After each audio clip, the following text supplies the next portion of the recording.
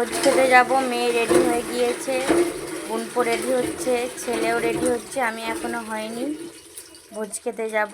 এখানে একটা ভোজ আছে ঠাকুরের, হরিনাম দিয়েছে বাড়িতে। তো কিসের ভোজ আমি ঠিক জানি না, খুব কী উদ্দেশ্যে, কী ঠাকুর, কারণ আমি এখানে তো থাকি না। টাটা করো বেটা, টাটা।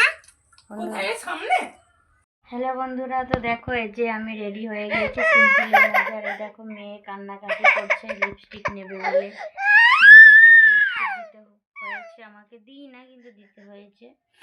এবার হচ্ছে আমরা খেতে যাবো, তারপরে তোমাদের সঙ্গে